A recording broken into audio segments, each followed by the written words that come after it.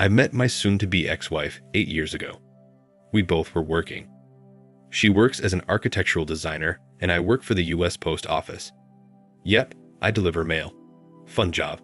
Sometimes when the weather is bad, it sucks, but for the most part, I like it. It's a lot of exercise. I stay in good shape. Even though I still go to the gym, I do a lot of walking. I'm always on my feet, and I got some really good buddies that are dogs that I get to see often. They love me and I bring them treats.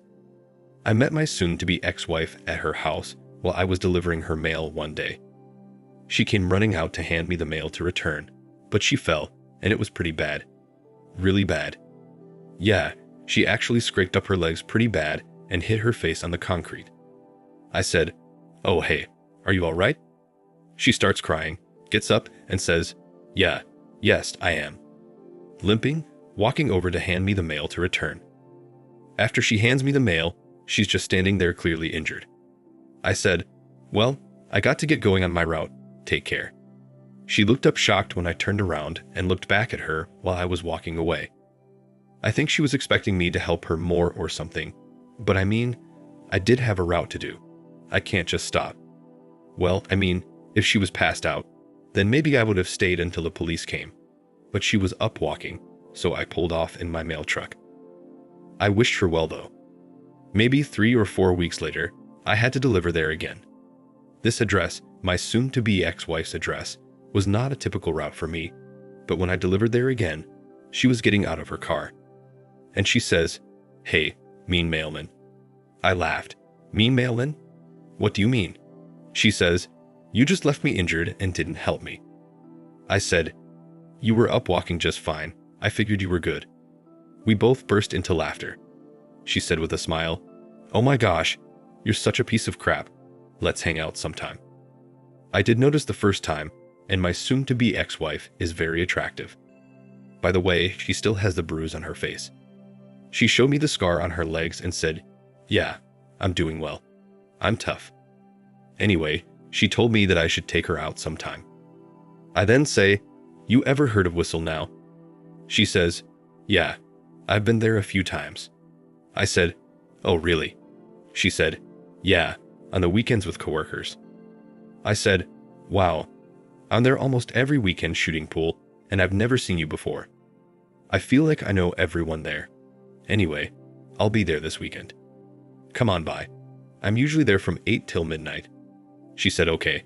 That Saturday night, I got there around 9 p.m. As soon as I walk in, I see a woman jump up and head over, and it was her. She says, "Hey, I'm glad you came. I was hoping to see you tonight." We hung out all night until 1 a.m., shooting pool, drinking, and talking. We really got along well, laughed and joked about her falling, and she told me I was an a-hole for leaving her. But something about it turned her on. We made out and had an amazing night that night.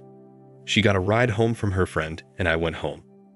We ended up talking and texting for about a month before we saw each other again. The second time was dinner and a movie, then drinks after, and we went back to her place after. It was good. She made me breakfast the next morning, then proceeded to ask me if I was a relationship type of guy. I said, "Yeah, it had been 3 years since I was in one, but I absolutely am." And I said, "Of course, I want to build up to that and just not jump straight into one because the sex was spectacular." She threw pillow at me with a smile and said, "Oh my gosh, you're such a jerk." We laughed and she said, "I'd love to work towards that if you're okay with it." I said, "Okay," and that's when we started dating. Not confirmed exclusive yet, but we went on several dates. I went to her company's Christmas party. She met my cousins on a trip to Gatlinburg. We eventually became exclusive and later we married. The marriage started off great. We were married for 4.5 years before my ex-wife decided she wanted to go back to school. She needed to obtain her grad degree so she could later sit for the test to become a licensed architect. All of her student loans were paid off already, and grad school was paid for because of something called research assistance or assistantship, though it really wasn't a big deal. Yeah, she wasn't going to be working, though there's one income, but she still got a little bit of income, and it all still was going to work out. And I actually encouraged her to do it because that's something she's always wanted to do. Why not? We don't have any children. Get it out the way now while you can. Anyway, it was just a 2-year program, so first semester was okay. She was gone a lot though. A lot of studio time. That's what she would call it. A lot of late nights working on projects, but it worked out. The school she attended was only 25 minutes from where we were living, so the drive wasn't too terrible for her. But the second semester is when I discovered some BS. One night, she came home very late, well after 1 a.m. Now coming home late wasn't unusual. Maybe 11 at night, sometimes even 12, depending on if she's working on a project. But I just had a gut feeling this night. When she got home, she was very nervous. She was darn near shaking. I couldn't understand, and I'm asking, "Are you okay? What's wrong?" She said, "Yeah, I'm good. I just want to take a shower and go to bed so we can enjoy Saturday tomorrow and go on our trail." We used to go walking on trails and have picnics every weekend, especially around this time. I put my hands on her shoulder and I was asking her, "Are you okay? Something's not right." She puts her head down and she starts to tear up. I said, "What is wrong with you? Something happened to you. What happened?" Immediately, I started thinking somebody harmed her somehow, some way, or she's hurt about something. I just knew it. She looked at me and said, "Please don't be upset with me, please." I said, "Okay, I guess. What's going on?" She told me that she slept with someone else. I back off and I'm staring at her and I said, "Excuse me? You did what?" She repeats. "I slept with someone else." I said, "Who did you sleep with?" She told me it doesn't matter. I got in her face and I said, "Who did you cheat on me with?" She told me it was her instructor.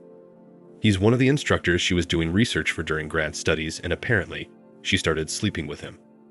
According to her, he flirted with her a lot. She always pushed him away until this night. For some reason, she said she just gave in. When I was asking her the name of the professor, she told me and I said, "You've got to be kidding me." This man had been to my house before. Old man. Creepy looking guy as well. I attended my soon-to-be ex-wife's first presentation for some big events that the grad students had to pull off, and he was there. I spoke to this man a lot at that time. I didn't know that she was doing research for him specifically, but he seemed to gravitate towards me and wanted to talk to me most of the night. I guess I understand now. It's a little weird though. I tell her to pack her crap and get the F out of my house. She started bawling, crying, and drops to the floor. "What do you mean? What are you talking about? I can't just leave. Where am I going to go?" I told her I don't give a crap. "Leave. You're not staying here. Get out." And when I said get out, I did yell that pretty loud. It was like a roar, a lion's roar. She was silent. She grabbed her keys and she left. I didn't know where she was going. I didn't even care. This marriage was over to me. The next day, I did find a lawyer. I told the lawyer everything. He was asking all kinds of questions. We don't own a home.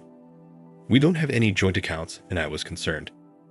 I told him that she currently is in school.